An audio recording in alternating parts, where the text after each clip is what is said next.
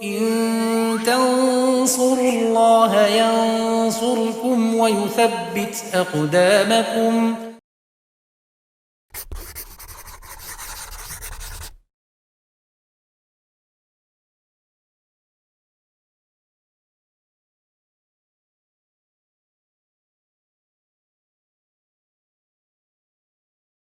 Bismillahirrahmanirrahim. Alhamdulillahirrabbilalamin. Wassalatu wassalamu ala asyrafil anbiya'i wal mursalin wa ala alihi wa sahbihi wa man tabi'ahum bisanin ila yaumiddin, amma ba'd. Pemirsa Yufid Edu rahimani wa rahimakumullah, kita lanjutkan pelajaran kita membaca bait-bait syair di kitab Alfiya Ibnu Malik. Kita masih di bab nakirah dan ma'rifah yang masuk di macam-macam isim ma'rifah yang sudah kita sebutkan ada 6 dan tingkatannya sudah kita sebutkan di pertemuan sebelumnya, yaitu yang paling ma'rifah adalah dhamir, kemudian di situ ada alam, kemudian ada isim isyarah, ada isim mausul, ya.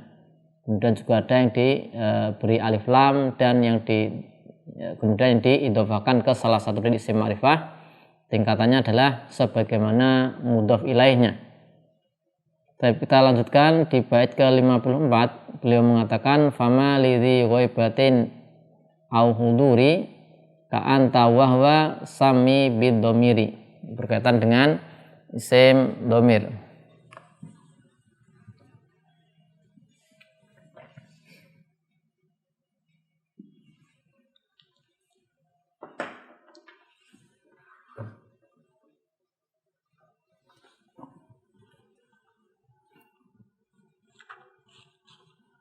Bait ke-54, fama lidhi ghaibatin,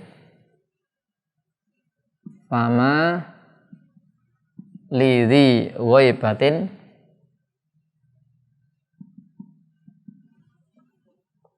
au huduri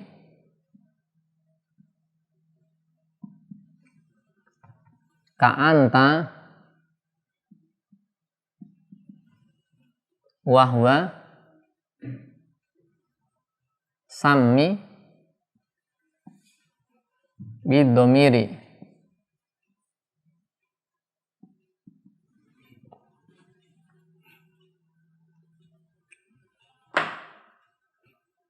Ya, kita i'rab. Fama, ma di sini isim mausul sebagai maf'ul bih pertama, ya, dari fi'il sami. Ma di sini isim mausul maf'ul bih 1 pertama. Ya, kemudian setelah itu ada, ya, tadi maf'ul bih, ya, dia mabni atas sukun karena alifnya disukun, bi mahali nasbin, ya, maf'ul bih mabni alas sukun. Kemudian ada lidhi jar majrur mutalik dengan yang dimahdzuf, ya, nanti sebagai silahnya. Ini silah, ya. Jadi ada silah yang dihapus sehingga yang muncul adalah muta'aliknya, yaitu jar majrur. Kemudian dhi di situ mudhof, ghaibah ini mudhof ilaih, dhi ghaibatin. Ini mudhof ilaih. Ya. Kemudian dhi ghaibatin au huduri, ya, dia ada kata huduri atau ke ghaibah. Nah, fama lidhi ghaibatin au huduri ka anta, ya, di situ ada jar majrur, ya. Anta jar majrur muta'alliq dengan yang dimahdzuf sebagai khobar dari mubtada yang dihapus. Misalnya kita beri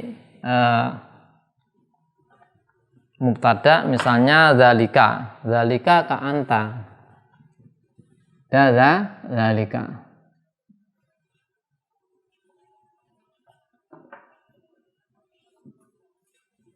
Nah, zalikanya mubtada, baru sini khobar.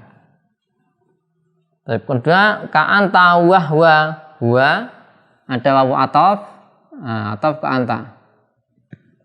Maka kemudian sami, ya, fi'il amr, sami fi'il amr, failnya dhamir mustatir, takdiru anta, ya, mustatir wujuban. Sami Kemudian bidomiri, ada bidomiri jar majrur, muta'alliq dengan sami. Ini memang muta'alliq dengan sami, tapi dia posisinya menjadi maf'ul bih kedua. Maf'ul bih pertama mana? Ma, ya. Maf'ul bih kedua mana? Domir, bidomiri, ada baknya ya. Ya, sebenarnya kalau mau dimunculkan domiron gitu. Sami ini fi'il amarnya ya. Fama ladzi ghaibatin au huduri ka'an tawahwa sami bidomiri. Ya. Jadi beliau ingin mengatakan namailah ya. Ya dengan domir apa? Yaitu yang dia maknanya ghaib atau hudur, ada di hadapan, hadir, seperti anta dan huwa. Jadi namailah domir anta sama huwa gitu loh. Nah domir itu di sini mencakup ghaibah sama hudur. Ghaibah itu orang ketiga, kemudian hudur orang bisa orang kedua dan orang pertama. Jadi domir itu yaitu di Ibnu Aqil mengatakan madala ala ghaibatin kahwa au hudurin, atau hudur. Kalau hudur ini terbagi menjadi dua, nanti mukhatab contohnya anta, kemudian yang kedua mutakalim yaitu ana misalnya. Jadi secara ringkasnya domir ya.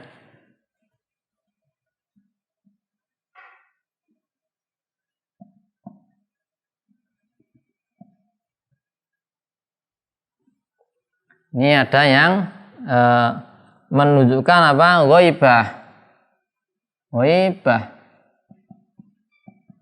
Ghaibah orang ketiga. Kemudian hudur. Penunjukannya gini. Hudur. Domir ghaibah hudur. Nah, hudur bisa pula dibagi menjadi dua. Ya. Yaitu yang pertama apa? Mukhatab, al-mukhatab. Kemudian yang kedua al-mutakalim. Ya. Ini nanti ghaibah itu orang ketiga. Nah, kita tulis gini aja ya, orang ketiga ghaibah. Kalau hudur itu bisa orang kedua yang diajak bicara, mukhatab, bisa orang pertama yang berbicara. Nah, seperti ini gambarannya. Contohnya ghaibah, contohnya di situ dicontohkan huwa ya. Contohnya huwa atau huwa, huma, hum, ya kan? Kemudian apa lagi? Ya, huma, hunna. Nah, ini ghaibah. Ya, ghaibah. Kemudian yang hudur terbagi dua, mukhatab. Contohnya anta.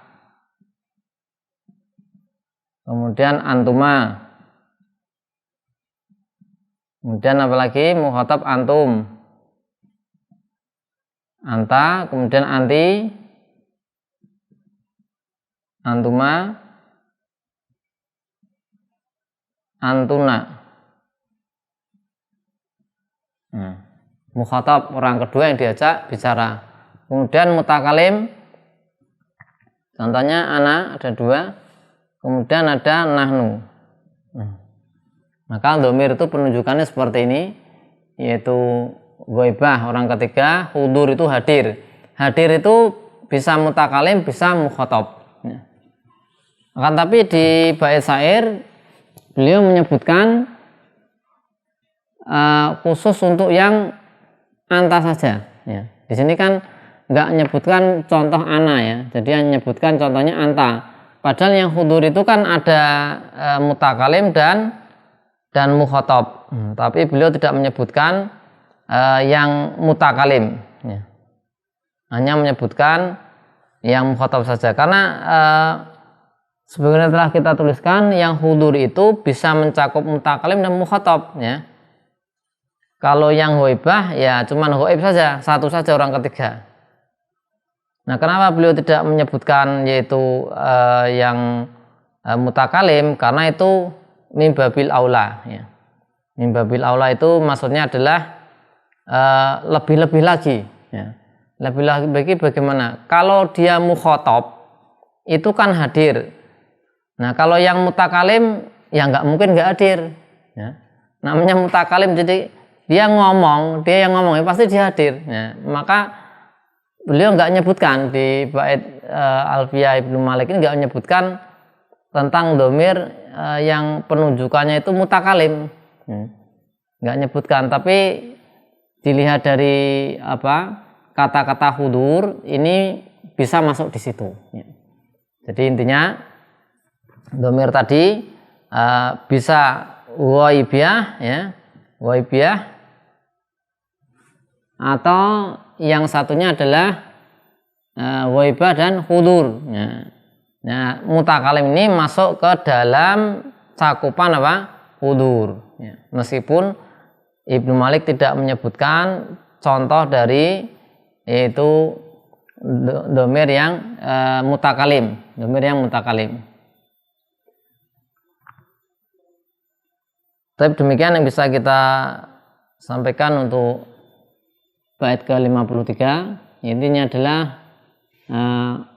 sebenarnya beliau ingin menyebutkan domir itu apa, yaitu domir itu yang mempunyai penunjukan ghaib, orang ketiga, atau hudur. Nah, cuman seperti itu. Kemudian berikan contoh.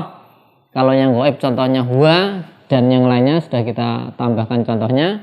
Kalau yang hudur terbagi menjadi dua, yaitu ada yang mukhatab orang kedua, mutakalim orang pertama.